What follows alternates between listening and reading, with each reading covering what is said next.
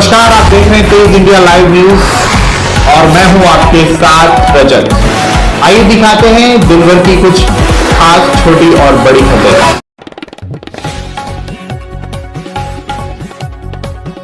वहीं जिले भर में अवैध रूप से काटी जा रही कॉलोनियों पर आज नजीबाबाद में एसडीएम के नेतृत्व में राजस्व विभाग की टीम ने पहुंचकर बुलडोजर से अवैध कॉलोनी को ध्वस्त कर दिया है। एसडीएम के नेतृत्व में घंटों तक चली इस कार्रवाई के दौरान माफियाओं में हड़कंप मचा रहा। तहसील प्रशासन के नोटिस के बाद भी कॉलोनी के कागज पूरे नहीं कराए गए थे, जिसके बाद एसडीएम ने अवैध कॉलोनियों को ध्वस्त करा दिया है। दरअसल आपको बता दें, जिले भर में अलग अलग थाना क्षेत्रों में कुछ माफियाओं ने सफेद पोश नेताओं के संरक्षण में अवैध कॉलोनी काटने का कारोबार शुरू कर दिया है। जिले भर में तेजी से पहले इस कारोबार से एक जोर जहां उपजाऊ जमीन पूरी तरह से खत्म होती नजर आ रही है, तो वहीं माफियाओं ने नियमों का भी साफ तौर पर उल्लंघन किया है। हालांकि जिले भर में शासन के आदेशों के बाद अवैध कॉलोनियों पर अब जेसीबी मशीन का पीला पंजा चलना शुरू हो गया है। आज भी नजीबाबाद थाना क्षेत्र में मोटा महादेव के नजदीक कई बीघा की अवैध कॉलोनी पर एसडीएम के नेतृत्व में जेसीबी मशीन के माध्यम से कॉलोनी को ध्वस्त कर दिया गया है। एसडीएम नजीबाबाद ने बताया कि जो भी क्षेत्र में अवैध कॉलोनी है उन्हें नोटिस जारी किया गया था। मानक पूरे न होने के चलते सभी कॉलोनी को ध्वस्त करने की कार्रवाई की जा रही है। नजीबाबाद से हमारे संवाददाता गुड्डू भारती की देखे खास रिपोर्ट।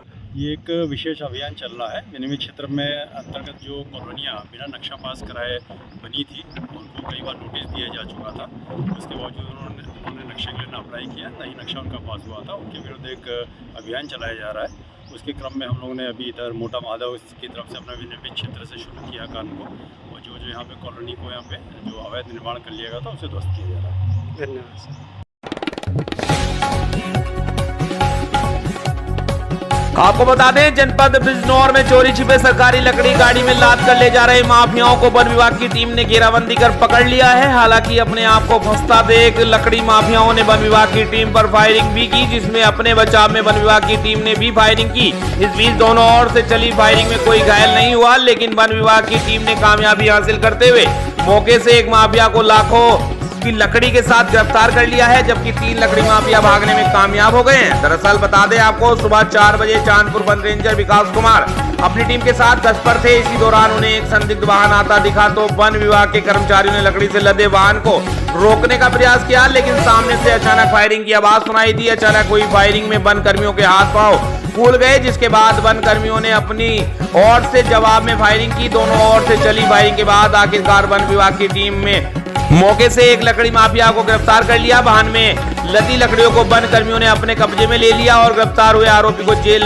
भेजने की तैयारी शुरू कर दी। चांदपुर वन रेंजर विकास कुमार ने बताया कि हमारी टीम रात्रि में गश्त करती है, दौरान सरकारी लकड़ी से लदा एक वाहन उन्हें आता दिखा और उन्होंने रोक लिया। फिलहाल वन विभाग की टीम ने एक आरोपी को गिरफ्तार कर लिया है और अन्य फरार आरोपियों की तलाश शुरू कर दी है। बिजनौर से हमारे संवाददाता गुड्डू भारती की देखिए खास रिपोर्ट।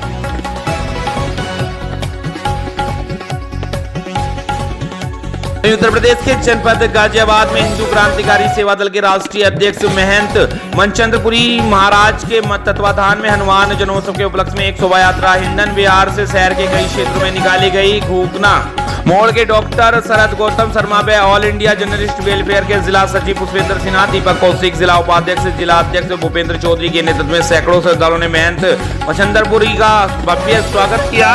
इस दौरान अपने बयानों से चर्चित महंत मनचंद्रपुरी महाराज की कड़ी सुरक्षा के बीच शोभा यात्रा निकाली गई। शोभा यात्रा में नंदग्राम एसएचओ ब्रजेश सिंह, एसपी रवि कुमार बड़ी तादाद में पुलिस फोर्स के साथ शोभा यात्रा की निगरानी करते रहे। शहर में कई शोभा यात्रा को लेकर आज पुलिस अधिकारी और पुलिसकर्मी अपने कर्तव्य को निभाने में पूरी ताकत झोंक दी। शोभा यात्रा में कपिल उर्फ बूढ़े, अमित कुमार, पार्षद प्रत्याशी सुभाष चौधरी, विजेंद्र गौतम, देवेंद्र गौतम, नरेश डंडी, एडवोकेट हिमांशु सेन, प्रमोद बिजली वाले सहित सैकड़ों लोग शामिल रहे। गाजियाबाद से हमारे संवाददाता पुष्पेंद्र सिन्हा की देखिए खास रिपोर्ट।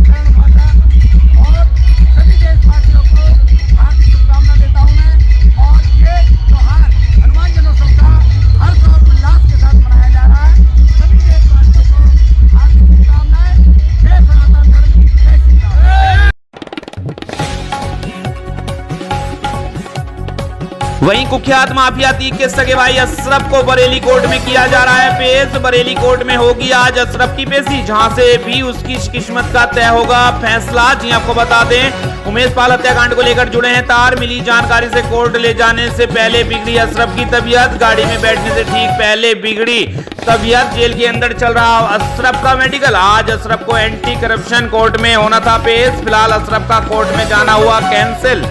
बरेली से हमारे संवाददाता प्रमोद शर्मा की देखिए खास रिपोर्ट।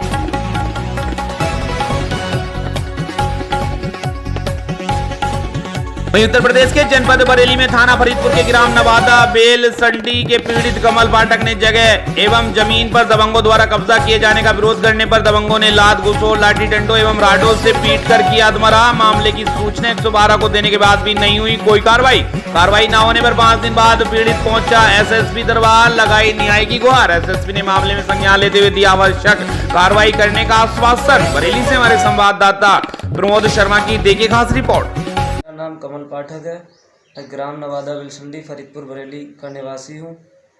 2 तारीख रात 8:30 बजे मैं अपनी बैठक पे जा रहा था। उस टाइम उन लोगों ने हमारे ताऊ के लड़कों ने पकड़ लिया। फिर उन लोगों ने हमें रॉडों से तमंचे की नोक से मारा, धमकाया। उसके बाद हमारी बीवी पे भी हमला करने की कोशिश की, जो कि गाँव वालों ने बचा लिया। अच्छा, किस बात को लेके ऐसा हुआ था? बैठक और नाली के लफड़े में। बाकी गन्ना पापा ने बोया, उसके बाद हाथ टूट गया पापा का, तो इन लोगों ने 3 बीघा ज़मीन भी हमारी कब्जा कर ली। बैठक और जो जगह है, इसका क्या मामला है? कब्जा करने का क्या है? हमारे मतलब जैसे कि घर से थोड़ी दूरी पे, तो ये लोग वहाँ ज़्यादा आते इनके घर के सामने, तो ये समझते हैं कि हमने ऐसे ही दे दे और हम लोग वहाँ ना जाएं। किन किन लोगों ने यहाँ पे हमला किया, किस तरीके से? सबसे पहले भुवनेश ने फावड़े के भेंट से मारा था और लोहे की रॉड से, और उस सर में जब मारा है उसके बाद तो कई लोगों ने मुझे मारा, उनके भाइयों ने, बट किसने किससे मारा इतना ज़्यादा मुझे पता नहीं है। कुल कितने लोग थे, उनके नाम बताइए। भुवनेश पाठक, निर्मल पाठक, राममोहन पाठक, कपिल देव पाठक, ओमहरी पाठक जी। तो मामले की तहरीर आपने थाना पुलिस को दी है क्या? हमने 112 पे इससे पहले कंप्लेंट की थी, फिर कोई सुनवाई नहीं हुई। फिर मैंने फरीदपुर थाने ना जाना ही सही समझा। फिर मैंने जब मेरा स्वास्थ्य थोड़ा ठीक हुआ तो मैंने एसपी साहब के यहाँ दरख्वास्त लगाई और उन्होंने मुझे बताया कि आपका मुकदमा पंजीकृत किया जाएगा। ठीक।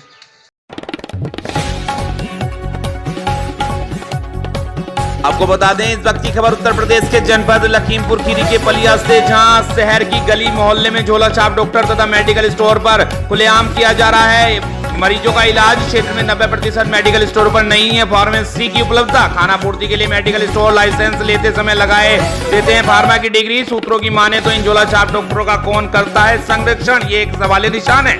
आखिर क्यों नहीं है इनको शासन प्रशासन का डर? खुलेआम मेडिकल स्टोरों पर बिना डॉक्टर के मरीजों को लगाई जा रही है ट्रिप। आखिर किसने दिया है इनको भोले भाले ग्रामवासियों के जान से खेलने का अधिकार? जब हम सामुदायिक स्वास्थ्य केंद्र के अधीक्षक से मिले तो उन्होंने मामले को संज्ञान में लेते हुए सभी झोला छाप डॉक्टरों पर सख्त कार्रवाई करने की चेतावनी दी है। 3 दिनों में अपना रजिस्ट्रेशन करा लें, बिना डिग्री वाले यहाँ कार्य छोड़ दे, क्योंकि जब हम छापेमारी करेंगे तो किसी को बख्शेंगे नहीं, चाहे कितने भी शोर लगा ले। ये कहना है सामुदायिक स्वास्थ्य केंद्र के अधीक्षक का। लखीमपुर खीरी के पलिया से हमारे संवाददाता अनूप कुमार वास्कर की देखिए खास रिपोर्ट। देखिए, ऐसा है, मैं पहले अपना इंट्रोडक्शन देता हूँ कि मैं अधीक्षक पलिया और मैंने अगस्त में ज्वाइन किया है। अभी तक 4-5 जो है क्लिनिक में सील कर चुका हूँ। 4-5 अभी पिछले महीने इसी 30-31 मार्च के आसपास ही 2 हैं के पलिया के सीनियर रोड पर, एक जो है बदार नर्सिंग होम और एक डॉक्टर भीमा सिंह, ये दोनों रात में ही बंद करे गए 8:30 बजे, क्योंकि इनसे मरीजों की कंप्लेन आई थी मेरे पास। और मैं अभी बस किसी भी दिन कई लोगों के निरीक्षण करें तो पता लग जाती है हर हफ्ते में कि ये लोग बंद करके भाग जाते हैं कि अब निरीक्षण होने लगा। लेकिन इस बार कम से कम मैं 20-25 जो झोला छाप डॉक्टरों की लिस्ट मेरे पास आई है और 2 मेरे पास गोपनीय रूप से है, और इनको मैं अभी भी पूरी पलिया के डॉक्टरों को जो प्राइवेट अपनी क्लिनिक चला रहे हैं और प्राइवेट उन पर ना डिग्री है ना कुछ रजिस्ट्रेशन है, उसी समय सील कर दूंगा। मैं नोटिस देने का समय नहीं निकालूंगा कि 5 दिन का नोटिस और 2 दिन का।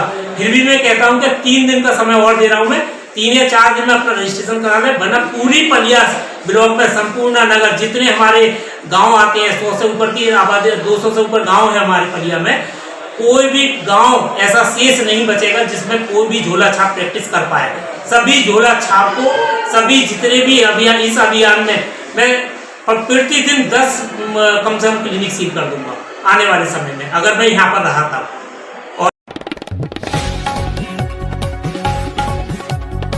आपको बता दें, उत्तर प्रदेश के जनपद लखीमपुर खीरी के थाना पसगांव पुलिस द्वारा चोरी की घटना का सफल अनावरण। 3 नफर अभियुक्तों को गिरफ्तार किया गया है। पुलिस अधीक्षक महोदय खीरी गणेश प्रसाद शाह के निर्देशन में अपर पुलिस अधीक्षक महोदय खीरी नेपाल सिंह के निकट पर्यवेक्षण में संपूर्ण जनपद में अपराध की रोकथाम में वांछित अभियुक्तों की गिरफ्तारी हेतु चलाए जा रहे अभियान के अंतर्गत घटना का सफल अनावरण करते हुए वांछित 3 नफर अभियुक्तों को पवन राठौर, रामजी व अंकित गुप्ता को छोआ पुलिया के पास बाबा तिराहे से गिरफ्तार किया गया है। गिरफ्तार अभियुक्तों की निशानदेही पर पसवा गांव पर पंजीकृत उपरोक्त दोनों अभियोग के साथ ही थाना मेलगंज व थाना हैदराबाद पर चोरी की पंजीकृत अभियोग से संबंधित ई रिक्शा व ई रिक्शा के अन्य सामान को भी बरामद किया गया है। वहीं गिरफ्तार सभी अभियुक्त 7 किस्म के अपराधी हैं, जिनके द्वारा ई रिक्शा को चुराने के पश्चात ई रिक्शा बैटरी व ई रिक्शा के अन्य पार्ट्स को काट कर पार्ट्स बेचने के लिए चलते फिरते कबाड़ियों को चुरा जाता था। साथ ही अभियुक्तों द्वारा सीमावर्ती जनपद से ई रिक्शा चोरी करने के पश्चात ई रिक्शा की बैटरी को चोरी कर लिया जाता था और ई रिक्शा को छोड़ दिया जाता था। गिरफ्तार सभी अभियुक्तों को चालान कर माननीय न्यायालय के भेज दिया गया है। लखीमपुर खीरी से हमारे संवाददाता अनूप कुमार भास्कर की देखिए खास रिपोर्ट। आप सभी जानते हैं कि ये जो लखनऊ होने और आगे रेंज लखनऊ साहब के कुशल पर्यवेक्षण खीरी महोदय के मार्गदर्शन में जनपद खीरी में वांछित और संदिग्ध व्यक्तियों के तलाशी और गिरफ्तारी का अभियान परिचित है। इसी अभियान की श्रृंखला में SHO बसगवा वाहन 6 की संदिग्ध व्यक्ति तलाश में मसरूफ थे। तभी मुख्य खास सूचना मिली कि छोआ पुल के पास कुछ लोग खड़े हैं जो कोई घटना कर सकते हैं, किसी घटना को कार्य करने में मशगूल हैं। तो इस सूचना पर तत्काल SHO बसगवा रवाना हुए और वहाँ पर उपस्थित 3 लोगों को लेकर बात की गई। तो उन्होंने अपना नाम पवन, रामजी और अंकित बताया और जब इनसे गहरे से बात की तो इन्होंने स्वीकार किया कि जो अभी हाल में बसगवा में चोरी हुआ है, ई रिक्शा चोरी हुआ है, उनको कन्फेस किया, स्वीकार किया और मैगलगंज और फुलबेट यहाँ हैदराबाद की घटना को स्वीकार किया है। तो इनके पास से लूट चोरी किया गया सामान 4 ई रिक्शा हैं और 16 ई रिक्शा की बैटरी है, 8 ई रिक्शा के टायर, हैंडल आदि सामान बरामद किया गया है। इन्होंने यही बताया कि ये इनके साथी 2 विनय और विशाल भी इसमें शामिल हैं, जिनकी गिरफ्तारी के लिए टीम गठित है और जल्द इनकी गिरफ्तारी कर ली जाएगी। इनके आपराधिक इतिहास की जानकारी जनपद में और सभी जिलों में की जा रही है और भी कहाँ घटना किया है इसकी जानकारी हम कर रहे हैं और बहुत जल्दी इसमें हम कार्रवाई करेंगे।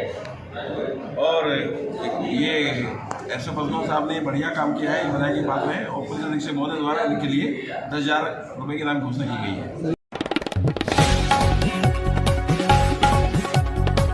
उत्तर प्रदेश के जनपद अयोध्या में समाजवादी पार्टी के नवनियुक्त जिलाध्यक्ष पारसनाथ यादव का गुरुवार को रामनगरी अयोध्या के सीताकुंड वार्ड में भव्य स्वागत समारोह का आयोजन किया गया। सपा युवा नेता सीताकुंड वार्ड के भावी पार्षद प्रत्याशी अजय यादव की अगुवाई में स्वागत समारोह संपन्न हुआ। इस मौके पर समाजवादी पार्टी के पूर्व विधायक व पूर्व राज्य मंत्री तेज नारायण पांडे पवन के अलावा समाजवादी पार्टी के महानगर अध्यक्ष श्याम कृष्ण श्रीवास्तव, वरिष्ठ सपा नेता मनोज जायसवाल, साकेत महाविद्यालय के पूर्व छात्र संघ के अध्यक्ष अनिल सिंह राणा के अलावा बड़ी संख्या में समाजवादी पार्टी के लोग मौजूद रहे।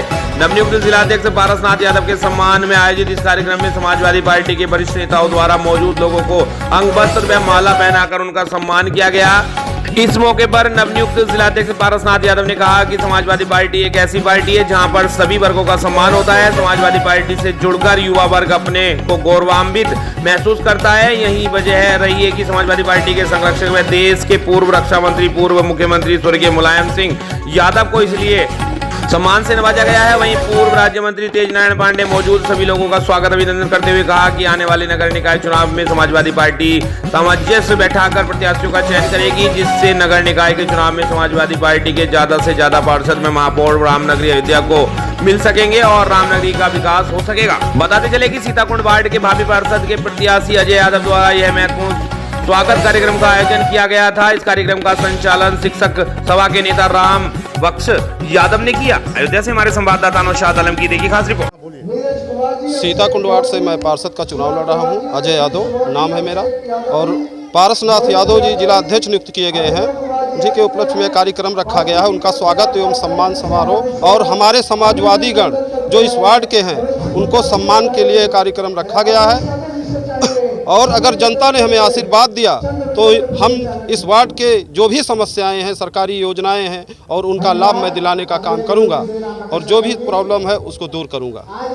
कौन कौन लोग शामिल हुए हैं? पारसनाथ जी हैं और पारसनाथ जी हैं, पूर्व मंत्री तेज नारायण पांडे जी हैं और सुशील जायसवाल जी हैं, मनोज जायसवाल जी हैं और घनश्याम यादव जी हैं और रामकृष्ण श्रीवास्तव जी हैं, महानगर अध्यक्ष हैं और आदि लोग इसमें शामिल हुए। क्या नाम है? अजय यादव।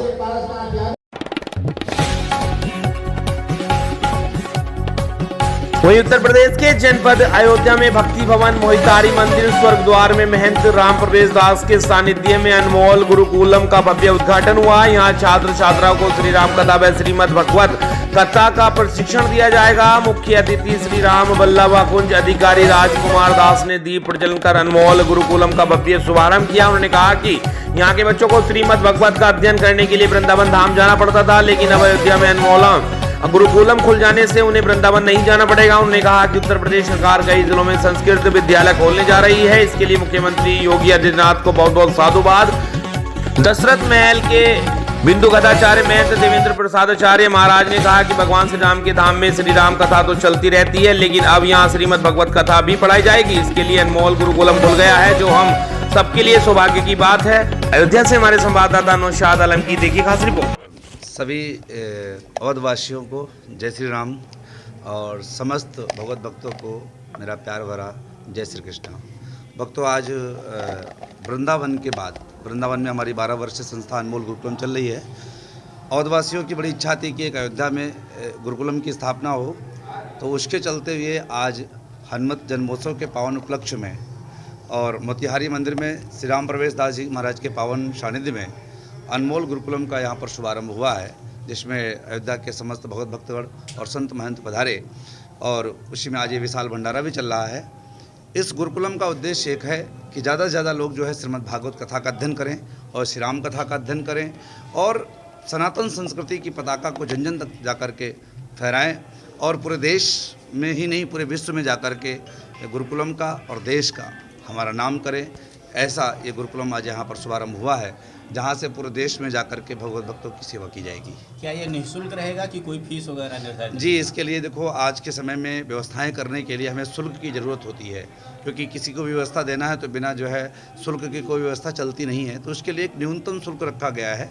यदि कोई बालक हमारा बाहर से पढ़ने केवल आता है तो उसका 1500 रुपये न्यूनतम शुल्क रखा गया मासिक। इसका समय कब रहेगा, सुबह या शाम? ये प्रातः 8 बजे से लेकर के 12 बजे तक। कितने दिनों तक चलेगा शिफ्ट वाइज?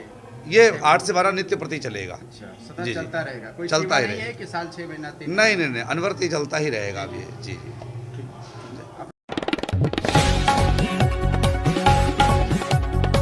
आपको बता दें इस वक्त की खबर उत्तर प्रदेश के जनपद बहराइच के पयागपुर से, जहां पयागपुर वन क्षेत्र के अंतर्गत लखनपुर से पहले लोनियापुरवा जहां लगा है लकड़ी का dump. Deputy ranger Yogendra Yadav की मिली भगत से कट रहे हरे भरे पेड़ पर्यावरण को स्वच्छ रखने के लिए सरकार द्वारा बड़े बड़े वादे करते हैं। वहीं कोरोना काल में ऑक्सीजन को लेकर लोगों को बहुत दिक्कतें उठानी पड़ी थी, लेकिन यह बात वन अधिकारी की समझ में नहीं आ रही है। वहीं पयागपुर वन क्षेत्र में कई जगह लकड़ियां डंप पर लगी हैं, आम, शीशम, जामुन, सागौन, गुल्लर। वहीं लोनिया चक के पास डंपर लगा है। कई बार शिकायत करने पर योगेंद्र यादव डिप्टी रेंजर द्वारा नहीं की गई कार्रवाई। आखिर में क्यों ऐसा? योगेंद्र यादव ठेकेदारों को बचाने में लगे हैं। वहीं कई जगह अवैध कटान करके विशेश्वर गंज क्षेत्र में लगी है लकड़ी का डंप। अब देखना होगा खबर प्रकाशित होने के बाद क्या होती है ठेकेदारों पर कार्रवाई।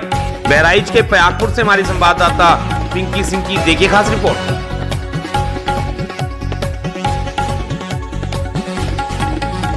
जनपद झांसी के बबीना में क्रेडिट एक्सेस ग्रामीण बैंक टीकमगढ़ के पंकज विश्वकर्मा मैनेजर के पेट में चाकू लगाकर पैसे से भरे बैग के अंदर से 35,949 रुपए निकालकर बैग वहीं फेंकने के बाद झांसी बबीना की तरफ भाग गए थे, जिसके बाद पुलिस ने मामले में दर्ज कार्रवाई शुरू कर दी थी, जिसको लेकर आज बबीना पुलिस ने संलिप्त विष्णु सिंह और रामजी यादव निवासी बबीना झांसी को गिरफ्तार कर लिया है। उनके पास से लूट के 28,780 रुपए चाकू, बुलेट सहित 5 गाड़ियों को बरामद किया है।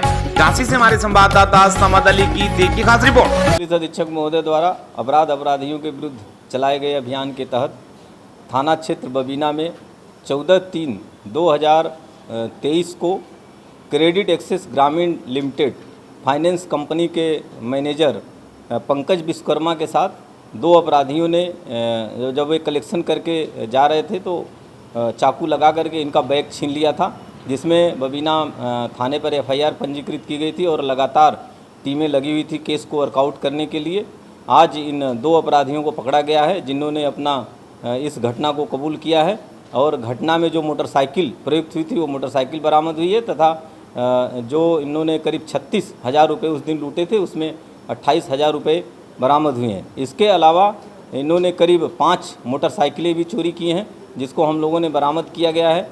और उचित धाराओं में अभियोग जो पूर्व में लूट का मुकदमा पंजीकृत हुआ था, इसके अलावा जो चोरी के मुकदमे हैं उसमें भी उचित धाराएं और जो बढ़ाई गई हैं, बढ़ा करके इनको दोनों अभियुक्तों को जेल भेजा जा रहा है। इनसे पूछताछ की गई है, पूछताछ से और भी कुछ लीड मिला है, जिसके आधार पर हम सब लोग आगे भी काम करेंगे।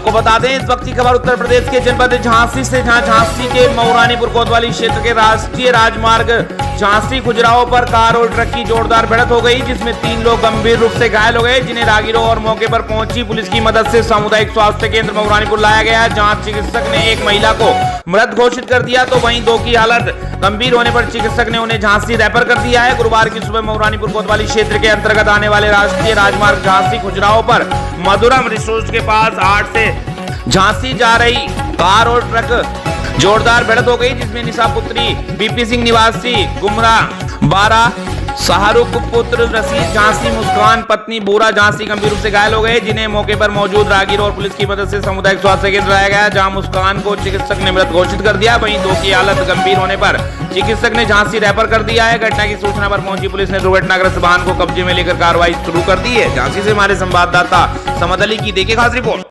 अच्छा, झांसी के लिए तो क्या कहते हैं, ट्रक वाले ने बैक करी, वो गल गई गाड़ी। ट्रक वाला कहाँ गया? भाग गया सर। अच्छा, भाग गया। स्पॉट नहीं, गाड़ी खड़ी, ट्रक खड़ा है, ड्राइवर बंद। कौन सी गाड़ी थी? हमारी मारुति वैन। मारुति वैन। कितने लोग सवार थे उसमें? 5 लोग। 5 लोग। कितने लोग घायल है? 3 लोग। वहाँ के लोग कहाँ गए? 2 झांसी में भर्ती हॉस्पिटल में। अच्छा, 2 लोग झांसी में भर्ती। अच्छा, घटना की सूचना पुलिस को दे दी आपने? जी सर। डेथ किसकी हुई है? मुस्कान। और उनके पिताजी का नाम? बताया, उनके हस्बैंड का नाम है भूरा। अच्छा, भूरा। कहाँ के रहने वाले थे ये लोग? मथुरा। अभी प्रेजेंट में कहाँ रहे? सेफ्री जर्मनी हॉस्पिटल झांसी में।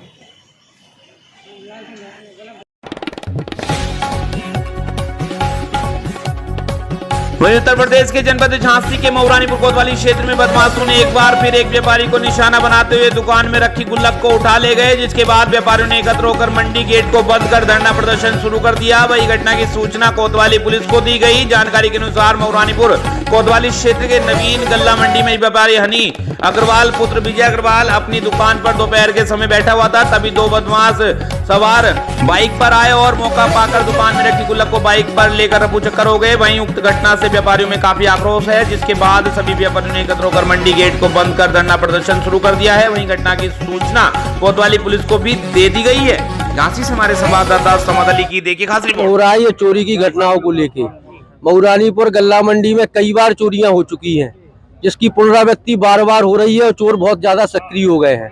अभी तक तो थैले जाते थे, जेब कटती थी, किसानों के साथ लूट होती थी, मगर आज दुकान के दुकान के अंदर से गोलक लेके चले गए, जिसका वजन कम से कम 15 किलो होगा।